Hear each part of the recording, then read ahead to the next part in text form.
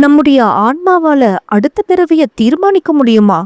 கர்மாவை நிறைவு செஞ்சாதான் ஞானம் கிடைக்குமா? இப்படி அடுக்கடுக்கா கேக்குற கேள்விக்கு நம்ம ஐயா என்ன பதில் சொல்றாருன்னு பார்க்கலாமா? இப்போ நம்ம உடலை விட்டு நம்ம பிரிஞ்சதுக்கு அப்புறம் நம்ம அடுத்த பிறவி வேணுமா வேண்டாமான்னு முடிவு பண்ணலாம். ஒரு ஆன்மாவால அடுத்த பிறவியை டிசைன் பண்ற அளவுக்கு அதுக்கான ஆற்றல் இருக்கு ஆன்மாக்கு. இல்லை, அது அந்த நீங்கள் ஞானிக்கு மட்டும் அவங்களுடைய கர்மாவை அரேஞ்ச் பண்ணுறதுக்குள்ள ஆற்றல் ஞானிக்கு மட்டும் இருக்கு. அப்போ கர்மாவை நிறைவு செஞ்சாதான் ஞானம் கிடைக்குங்களா? இல்லை, அதுக்கு சம்பந்தம் இல்லைங்க. அதாவது கர்மாங்கிறதே நீங்கள் ஏதோ பண்ணியிருக்கீங்க, அதை வச்சு ஒரு சப்ஸ்டன்ஸ் மாதிரி இருக்குது, அதை வச்சு இங்கே ஏதோ ஒரு செயல்களுக்கு ஒரு மூலதனமாக ஒன்று வேணும் இல்லையா? ஒரு பேஸுக்காக, பேஸ் மெட்டீரியல்ஸுக்காக நம்ம கர்மாக்களை ஒரு இணைச்சி நமக்கு ஒரு வாழ்க்கையை அமைச்சு கொடுக்குது, சில விதிமுறைகளை அமைச்சு கொடுக்குது. அதுக்கு நமக்கு ஒரு பேசிக்காக அது வருது. இருந்தாலும் என்ன வாழ்க்கை வாழணுங்கிறத ஒரு ஞானி முன்னக்கூட்டியே முடிவு பண்ணலாம். அவங்களுடைய வாழ்க்கையை அவங்களே டிசைன் பண்ணிக்கிடலாம். ஆனால் ஒரு சராசரி மனிதனுக்கு அந்த மாதிரி அவங்களே டிசைன் பண்ண முடியாது. அப்படின்னு சொன்னால் அவனே நான் தான் அந்த நாட்டுக்கு பிரைம் மினிஸ்டராக இருப்பேன்னு தான் முடிவு பண்ணுவான். எல்லாரும் பிரைம் மினிஸ்டராக இருக்கணும்னு அத்தனை பேரும் பிரைம் மினிஸ்டராக இருக்குன்னு நினைப்பாங்க. அது சாத்தியம் இல்லைல்ல. அப்போ அவங்களுக்கு அவங்களுடைய வாழ்க்கைக்கு அவங்களுக்கு எது நல்லதோ அதை சில தெய்வீக சக்திகள் இருந்து அவங்களுக்காக வேலை செஞ்சு அதை டிசைட் பண்ணும். இப்போ ஞானிகளோட செயல்கள் பதிவு இல்லாமல் இருக்கிறதுனால அவங்களால அந்த டிசைன் பண்ண முடியுதுங்களா அடுத்த பிறவி என்னன்னு? இல்லை, இப்போ அவங்க ஒரு இன்பத்தை நாடுறதுக்காக ஒரு நல்லா இருக்கணும்னுட்டு சொல்லி முயற்சி பண்ணுவாங்க. எல்லாரும் நல்லா இருக்கணுங்கிறதுக்காக அவங்களுடைய நோக்கம் எல்லாரும் நல்லா இருக்கணுங்கிற எண்ணம் தான் இருக்கும். அதனால எல்லாரும் நல்லா இருக்கிறதுக்காக என்ன பண்ணலாங்கிற மாதிரி அவங்க ஒரு நோக்கத்தோடு அவங்க ஒரு பிறவி எடுப்பாங்க. எல்லாரையும் நல்லா வச்சுக்கிட்டுறதுக்கான. நான் மட்டும்தான் நல்லா இருப்பேன்னுட்டுங்கிறது ஒரு சராசரி மனிதனுடைய இயல்பு. எல்லாரும் நல்லா இருக்கணுங்கிறது ஒரு ஞானியினுடைய விருப்பமாக இருக்கும். அதனால அவங்களுக்கு அந்த சுதந்திரம் கொடுக்கப்பட்டிருக்கு.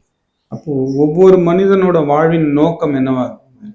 இப்போ நம்ம பிறப்பெடுத்து வந்திருக்கோம். இப்போ ஒவ்வொரு மனிதனோட வாழ்வின் நோக்கம் என்னவா இருக்கும்? அதாவது செயல் வேற, வாழ்றதுங்கிறது வேற. வாழ்றதுங்கிறது நீங்கள் குழந்தையாக வாழ்றது தான் வாழ்க்கையினுடைய நோக்கம். நீங்கள் இயற்கையாக வாழ்கிறது தான் வாழ்க்கையினுடைய நோக்கம். அங்கே செயற்கையாக இருக்கக்கூடாது, ஹேப்பனிங்காக இருக்கணும்.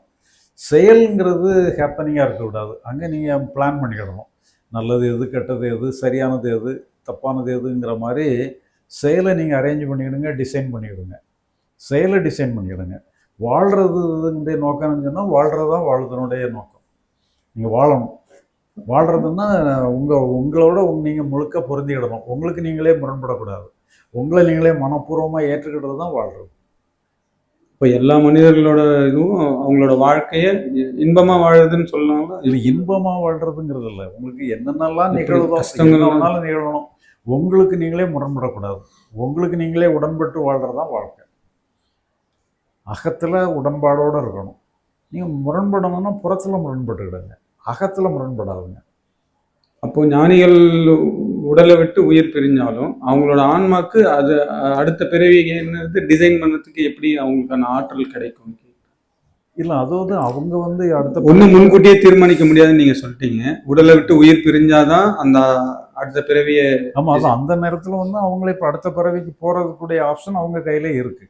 இப்போ எல்லாருக்குமே இப்போ என்ன பிறக்கணுங்கிற மாதிரி எல்லாருக்குமே ஒரு ஆர்வங்கள் இருக்கும். இப்போ நம்ம பாடி விட்டு போன பிறகுமே கூட நமக்கு என்னென்ன எப்படி இருக்கணும், என்ன மாதிரி வரங்கள் இருக்கணுங்கிற எண்ணம் கூட இருக்கலாம். ஆனால் அந்த எண்ணத்தெல்லாம் நிறைவேற்றுறதுக்கு அவங்களால முடியாது. அடுத்து பிறக்கணுங்கிற எண்ணம் மட்டும்தான் இருக்கும் மொழிய எப்படி பிறக்கணுங்கிற மாதிரி அவங்களுடைய எண்ணத்தை கொடுத்தோம்னு சொன்னால் அந்த எண்ணங்கள் கூட இருக்கலாம். பட் இருந்தாலும் அதை வேற சில தெய்வீக சக்திகளை தான் முடிவு பண்ணணும். ஆனால் ஞானிக்கு மட்டும் என்ன மாதிரி பிறக்கணுங்கிறத ஞானியே முடிவு பண்ணிக்கணும். ஏன்னா நீங்கள் ஒரு இடத்துல இப்போ நம்ம உடல் இருக்கும்பொழுது ஒரு செயல் செய்யலாம். அதே இந்த உடலை விட்டு உயிர் பிரிஞ்சிருச்சுன்னா அந்த ஆன்மாவை வச்சு நம்மளை மறுபடியும் பிறப்பெடுக்கணும் அப்படின்ற மாதிரி தான் யோசிக்குவோம் அப்படின்னு. அப்போ அந்த ஆன்மாக்கு அந்த ஆற்றல் இருக்குன்னா அப்போ ஞானியோட ஆன்மாக்கு என்ன மாதிரியான ஆற்றல் இருக்கும்? இல்லை, இப்போ நீங்கள் முடிவு பண்ணுறது தானே. இப்போ நம்ம உடலை வச்சா, இப்போ நீங்கள் சாதாரணமாக ஒரு இடத்துல என்ன சொல்லியிருக்கீங்கன்னா, ஒரு உடலுக்குள்ள உயிர் இருக்கும்பொழுது நம்ம எதை வேணாலும் செய்யலாம். அதனால ஆனா சூசைட் பண்ணி இப்போ வாலண்டியா உடலை விட்டு உயிர் பிரியுது இல்லையா? அப்போ அவங்க உயிர் பிரிஞ்சதுக்கு அப்புறம் அவங்களால அந்த ஆன்மாவால எதுவுமே செய்ய முடியாது. மறுபடியும் பிறப்பெடுக்கிறதுக்கு அது அலைஞ்சிக்கிட்டு தான் இருக்கும் அப்படின்ற மாதிரி சொல்லிடலாம். அது சூசைட் பண்றவங்க கேஸ் வேற. ஏன்னா அவங்க கொடுக்கப்பட்ட ஒரு இதை புறக்கணிச்சதுனால அடுத்த பிறவி உடனே கொடுக்க மாட்டாங்க. மற்றவங்களுக்கு ஒரு ஆக்சிடென்ட்ல இறந்து போயிட்டாங்கனாலும் கூட உடனே பிறந்துடலாம். ஆனால் சூசைட் பண்ணிக்கிட்டது நம்மளை வில்ஃபுல்லாக நம்மளை புறக்கணிச்சிட்டோம். நம்மளுடைய லைஃபே நம்ம க்ளோஸ் பண்ணிக்கிட்டோம். அப்போ நாம வந்து வலுக்கட்டாயமாக நம்ம வந்து வெளியே வெளியே போய் போகிறதுனால பழையபடி அவங்களுக்கு அந்த ரைட்டு வந்து உடனே கிடைக்கிறது இல்லை. கொஞ்சம் வெயிட் பண்ணி தான் பண்ணணும்.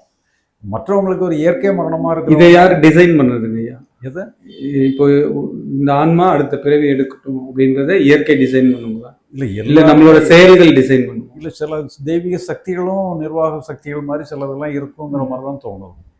அவங்க அந்த நிர்வாகங்களுக்கு இப்போ இங்கே வந்து ஏதோ டிபார்ட்மெண்ட்டுகள்லாம் இருந்து நம்ம உலகங்களை நிர்வாகம் பண்ணுற மாதிரி சூட்சும உலகங்கள்லையுமே இருந்து சில தெய்வீக சக்திகள் இருந்து நிர்வாகம் பண்ணுற மாதிரி தான் தோணுது.